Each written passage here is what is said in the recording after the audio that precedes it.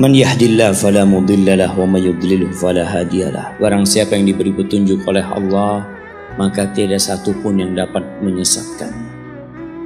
Dan sebaliknya, barang siapa yang disesatkan dalam kehidupan ini, walaupun 1000 ustadz didatangkan, 1.000.000 kiai diminta nasihatnya, dia tidak akan berpindah dari kesesatan tersebut. Maka bersyukurlah yang mendapatkan hidayah, dan terus pinta hidayah Allah dengan mengatakan ihdinas siratal mustaqim. Antum tahu bagaimana putranya Nabi Nuh alaihissalam, bapaknya Nabi, anaknya kafir. Antum lihat bagaimana Nabi Lut alaihissalam, suaminya Nabi, istrinya, na'udzubillah. Antum lihat bagaimana Nabi Ibrahim alaihissalam, Khalilur Rahman, Abul Anbiya, Khalilur Rahman, kekasih Allah, bapaknya para nabi.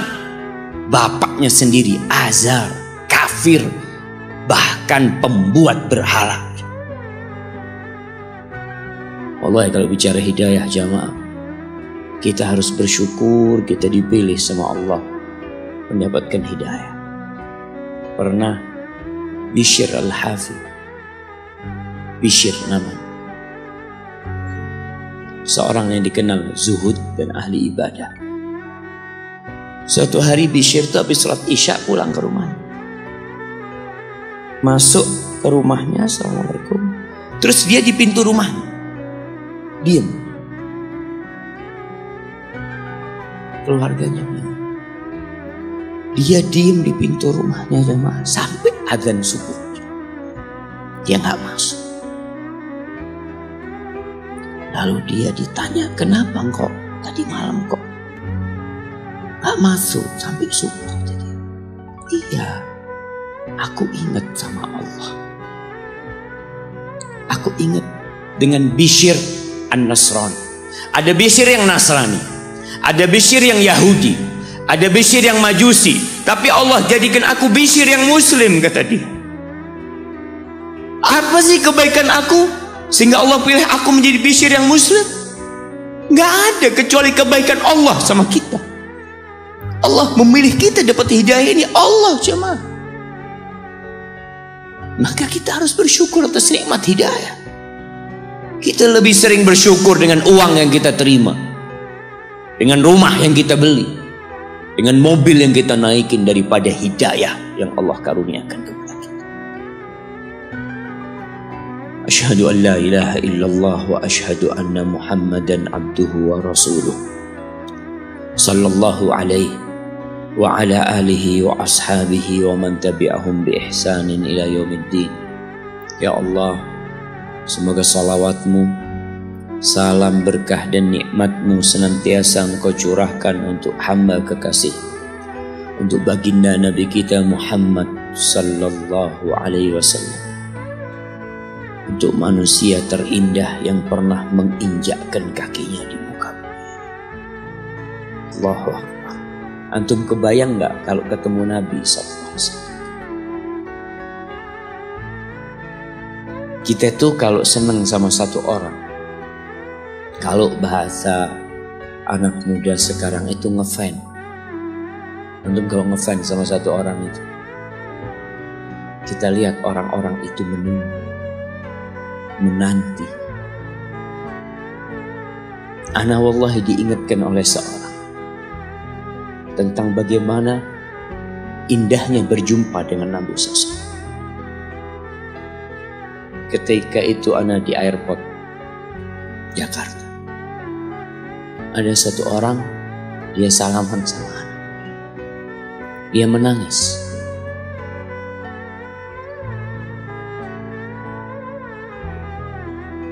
Dia mengatakan, Ustaz, ana sering nonton kajian Ustaz. Ana senang sama Ustaz. Dia mengatakan, ana nangis Ustaz. Ana bahagia Ustaz bisa berjumpa Ustaz. Lalu gimana bahagianya kalau berjumpa dengan Nabi Muhammad SAW? Itu kalau kita cinta sama Nabi.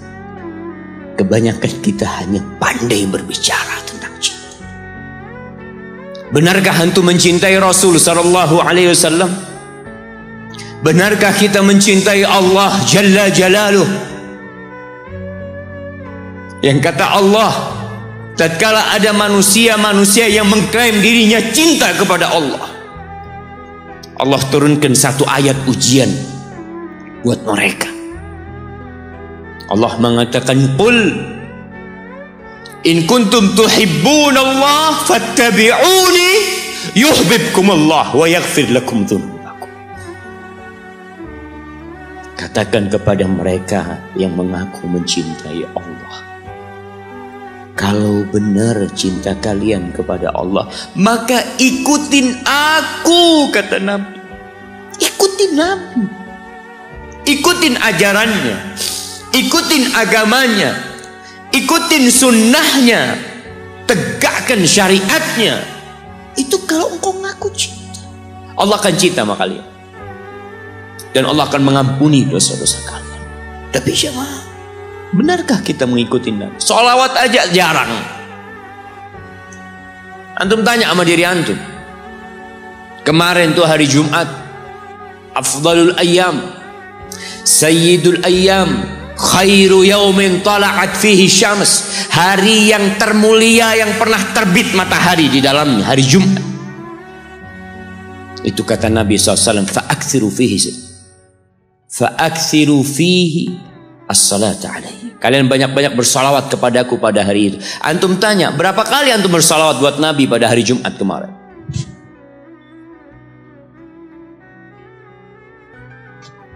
Malu kita jemaah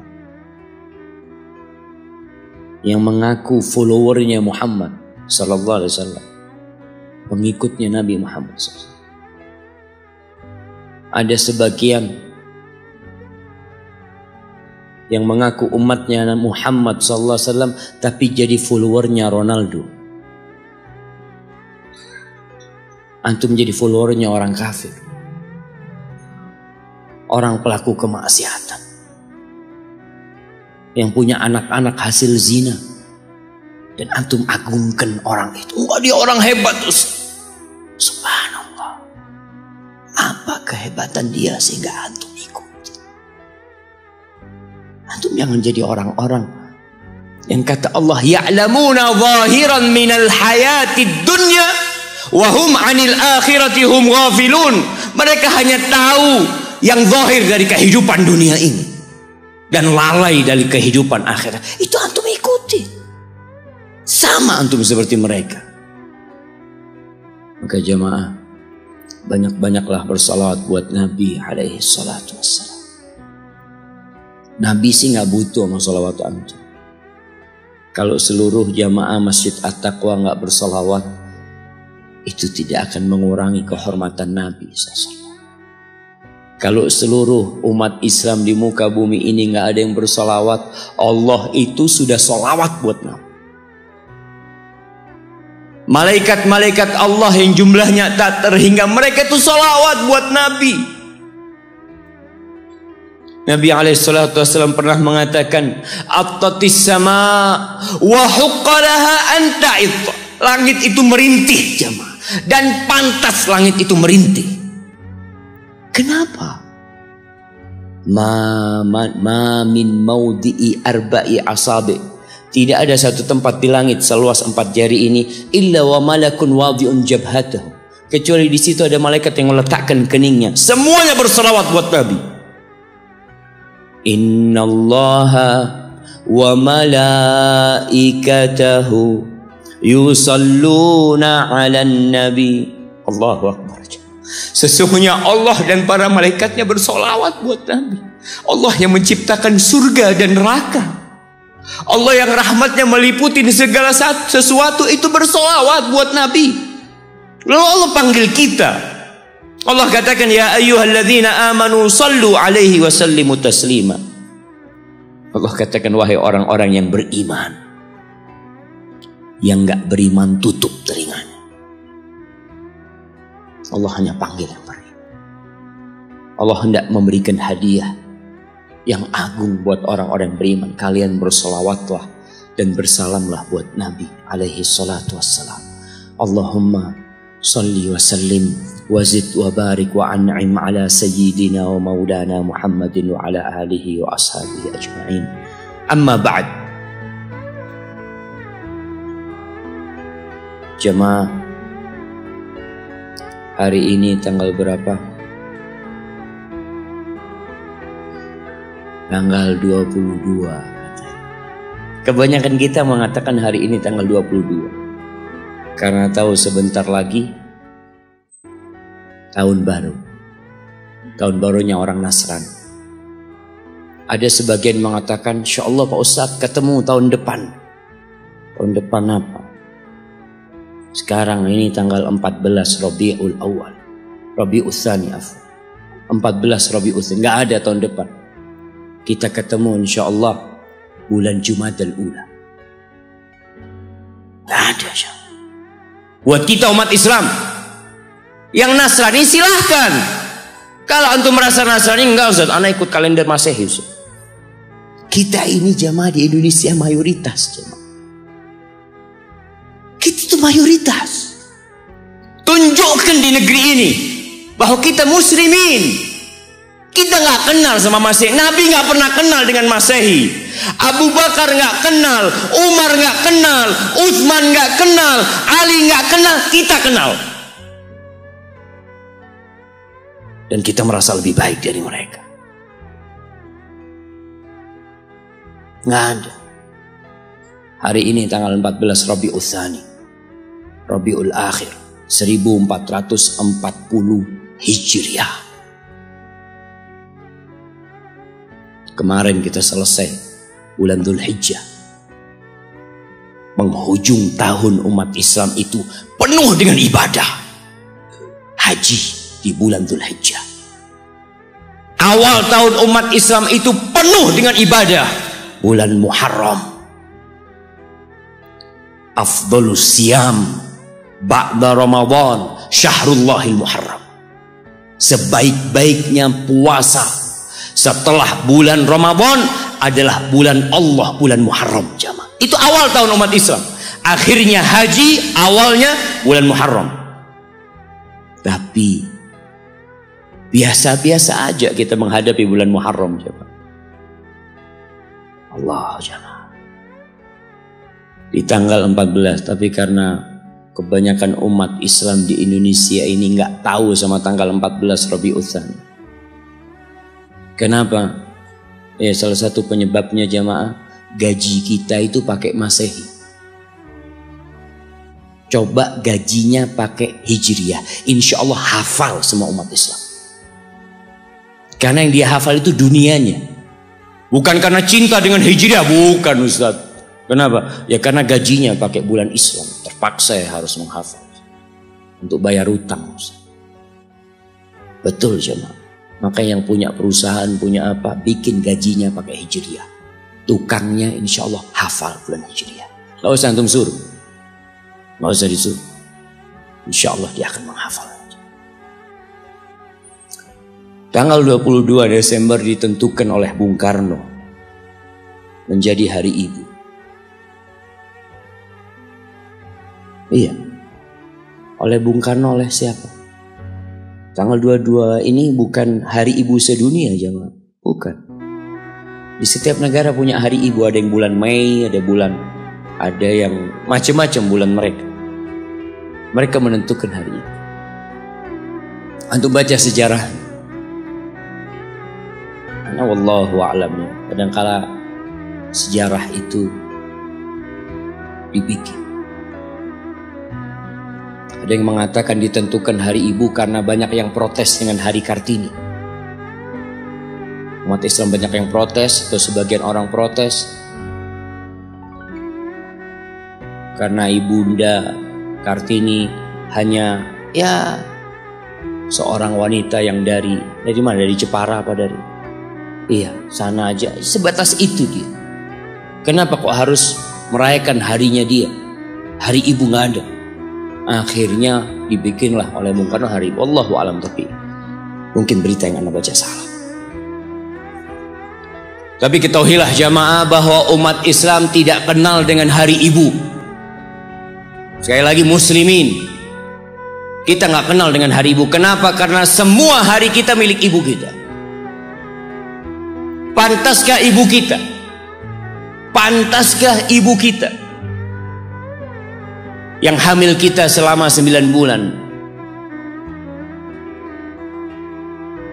melahirkan kita, mempertaruhkan nyawanya, menyusui kita, sehingga tubuh kita semua tidak lain adalah darah dagingnya. Dan antum bisa melihat pusar yang ada di perut antum. Antum kalau mandi, antum lihat pusar antum. Dari situ antum pernah minum darah ibu antum selama 9 bulan.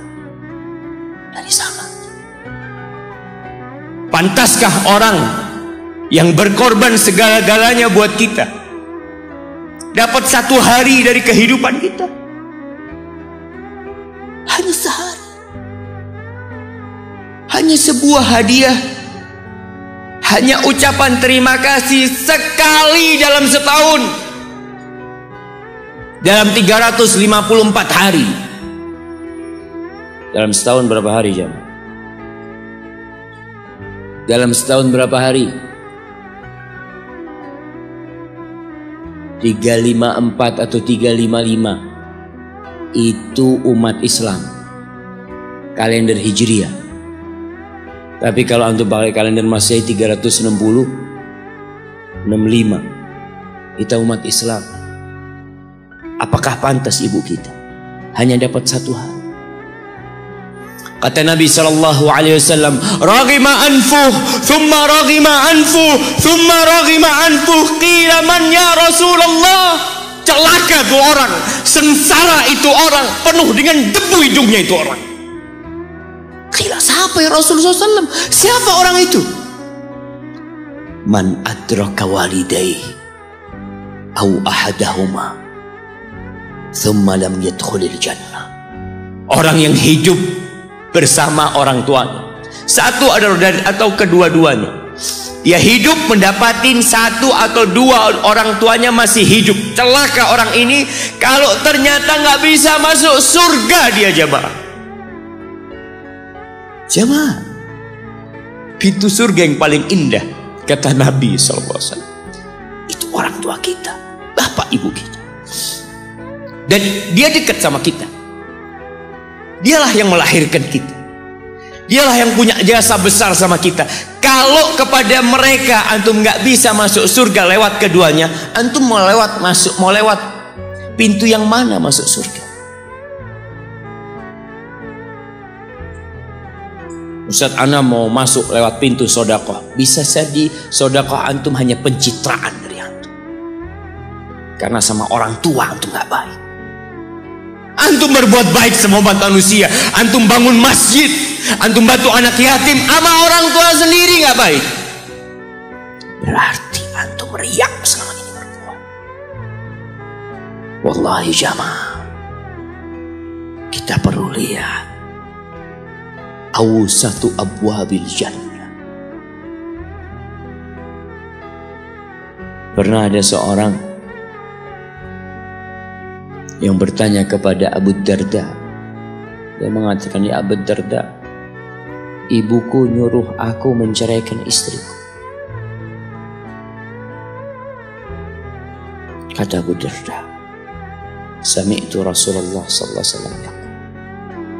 Aku mendengar Rasulullah SAW bersabda, "Al-walid awsatu abwabil jannah."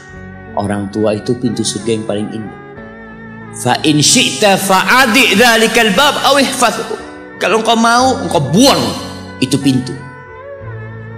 Kalau engkau mau, engkau jaga itu pintu. Wallahi jamaah, nggak main-main urusan berbakti sama orang tua. Sebagian umat Islam hidup dengan gaya orang-orang kafir. Memang di barat itu, mungkin nggak semuanya, itu anak kalau umur 18 tahun itu sudah bebas. Dia mau berbuat apa, orang tuanya tidak bisa intervensi. Makanya kadangkala dia ada umat Islam di sana jamaah. Di Amerika, anak punya teman dia lagi ziarah ke rumah temennya dari Jamaika. Dia tanya, mana putrimu Fulanah kemana? Kata bapak, nggak tahu. Sudah mau jadi pelacur, mau jadi penyanyi, mau jadi apa? Orang tua sudah tidak bisa intervensi. Itu dalam kehidupan mereka. Dan mereka juga anak-anak tidak ada kewajiban untuk memberikan nafkah kepada orang tuanya. Dalam budaya mereka selesai sudah. Sehingga banyak di sana panti jompo, tempat orang tua dititipkan di sana.